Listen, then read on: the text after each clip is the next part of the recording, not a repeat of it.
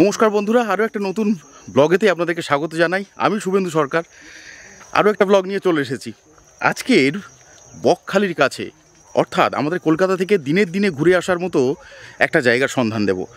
Henry island. Henry island আমরা অনেকেই জানি, বকখালি থেকে সাইট সিন হিসাবে আমরা ঘুরেও নিয়েছি, কিন্তু এই হেনরি আইল্যান্ডে বর্তমানে কিন্তু শুরু হয়ে গেছে থাকার ব্যবস্থা। সেই সমস্ত ব্যবস্থার হদিশ দেব আমি। কোথায় থাকবেন, কি খাবেন, কোথা থেকে খাবার পাওয়া যায়, সমস্ত তথ্য থাকবে আজকের ভিডিওতে। আর সেইখানে থাকতে গেলে কিভাবে বুক করতে হয় তারও ডিটেল থাকবে আজকের। তাহলে চলুন পুরো ভিডিওটা দেখে নিন, আর অবশ্যই করে কমেন্ট করে জানান কেমন লাগছে ভিডিও। চলুন।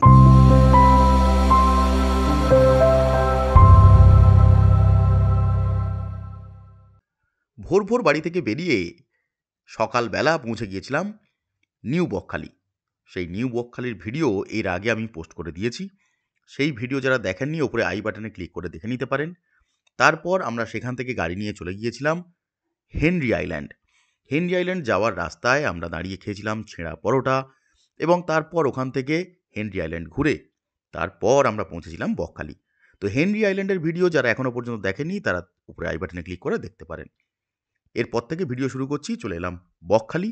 সেখানে গিয়েই চিরাচরিত রান্না করে খাওয়ার একটা আলাদা মজা আছে, তাই আমরা ঝটপট মাংস কিনে ফেললাম। 200 টাকা করে দেশি মুরগি, দেশি না কয়লার মুরগি। তারপর হোটেলে রান্না করতে দিয়ে দিলাম। এখন আমরা দাঁড়িয়ে আছি বকখালি সি বিচ। অপূর্ব সুন্দর, বিঘার পর বিঘা আর কিলোমিটারের পর কিলোমিটার ফাঁকা ধুধু বালির চড়া, অপূর্ব সুন্দর সি বিচ। সি বিচ বললে ভুল হবে, বালির চড়া বললেই মনে হয় ঠিক হবে। দুর্দান্ত জায়গা। হ্যাঁ, কিন্তু সন্ধ্যের আগে আপনারা সমুদ্রের দেখা পাবেন না, কিন্তু জায়গাটা দারুণ। কারণ বাঙালির অতি জনপ্রিয় একটা জায়গা, যেখানে সপ্তাহান্তে কয়েক ঘন্টার মধ্যে মানুষ পৌঁছে যাচ্ছেন বকখালি। সেখানে বকখালি কিন্তু বর্তমানে বেশ পপুলার একটা জায়গা। কিন্তু কেন পপুলার? বঙ্গোপসাগরের জন্য। দেখতে পাচ্ছেন বঙ্গোপসাগর, ও মাই গড, সামনে থেকে ভেসে যাচ্ছে। এই যে, না এখন শুকনো, যাই হোক সন্ধ্যের পরে ভাসবে। এই যে জায়গাটা, আর ওই যে দূরে দেখতে পাচ্ছেন, 2 থেকে 2.5 কিলোমিটার দূরে, ওইখানে গিয়ে আপনাকে স্নান করতে হবে। এখন বাজে বেলা 2টো। সন্ধ্যে 7টার সময় যদি স্নান করতে চান, তাহলে ওখানে গিয়ে আপনাকে স্নান করতে হবে না, তখন এখানে করতে পারবেন। আর যদি দুপুরবেলা স্নান করতে চান, তাহলে হেঁটে হেঁটে যেতে হবে 2.5 কিলোমিটার। ওই যে দূরে যে মানুষগুলো চলে গেছে ওইখানে। দুঃখিত, আমরা পারলাম না, তাই আমরা সাদা বালি চড়া বেয়ে এখন হেঁটে চলেছি পচা মাছ খাওয়ার উদ্দেশ্যে। এই যে আমি আর সৈকত, এই যে সৈকত, দেখুন স্মার্ট বয়, সাদা গায়ে, ফর্সা ছেলে তো তাই সাদা গায়ে বললাম, সাদা গায়ে সাদা বালির উপর দিয়ে লাল প্যান্ট লাল গামছা, অপূর্ব একটা কম্বিনেশন, একটা কন্ট্রাস্ট তৈরি করছে বালির ওপর। সেই ছেলে এখন হেঁটে হেঁটে চলেছে বকখালির সমুদ্রের পাড়ে, কি না পচা মাছ খাবে। চলুন এখন পচা মাছের সন্ধানে আমরা বেরিয়ে পড়ি, গিয়ে আপনাদের দেখাই সেই পচা মাছ। চলুন। বকখালির সমুদ্রের ধারে গিয়ে অনেক খোঁজাখুঁজির পরেও যখন পচা মাছের সন্ধান মিলল না, পচা মাছ বলছি একটাই কারণে, এখনও পর্যন্ত আমি যতগুলো সমুদ্রের ধারে গিয়ে মাছ খেয়েছি কোনোটাই টাটকা পাইনি, তাই পচা মাছ বলতে বাধ্য হচ্ছি। দয়া করে আমাকে মাফ করবেন। না পেয়ে তারপর আমরা খেয়ে নিলাম এই দিদির দোকান থেকে অপূর্ব স্বাদের একটা ফুচকা। বিশ্বাস করুন, পচা শব্দটা এখানের সাথে একদমই মিল খাবে না। অপূর্ব সুন্দর সেই ফুচকা, ঝটপট খেয়ে ফেললাম। দিদির কাছে খেলাম অপূর্ব ফুচকা, অপূর্ব। আমার খাওয়া এখনো পর্যন্ত বেস্ট ফুচকাগুলোর মধ্যে একটা, মানে টক ঝাল আলুর পুর সব কিছু একদম পারফেক্ট, দুর্দান্ত দুর্দান্ত।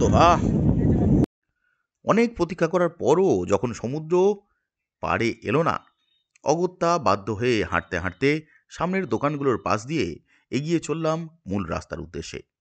রাস্তায় যেতে যেতে দেখলাম ডান দিক বাঁ দিক দুদিকে অজস্র দোকান।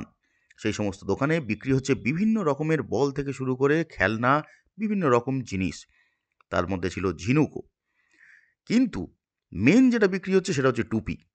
তাই এখান থেকে যদি কেনাকাটা করতে চান, দোকানে ঢুকলেই কিন্তু দোকানদার টুপি পরানোর জন্য রেডি হয়ে আছেন। তাই আপনারা চাইলে সেখানে গিয়ে দাদার হাত থেকে টুপি পরলেও পরতে পারেন। আমাদের টুপি পরার কোনো শখ ছিল না, তাই আমরা দোকানের পাশ দিয়ে সোজা এগিয়ে চললাম সামনের মন্দিরের দিকে। সামনে বাঁ হাতে একটা সুন্দর মন্দির রয়েছে, মন্দিরে কালী মাতার অধিষ্ঠান।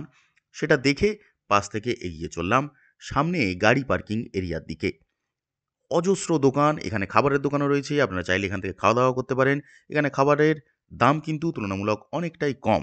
এছাড়াও চায়ের দোকান এবং বিভিন্ন রকম টিফিনের দোকান, ফুচকার দোকান সব কিছুই আছে।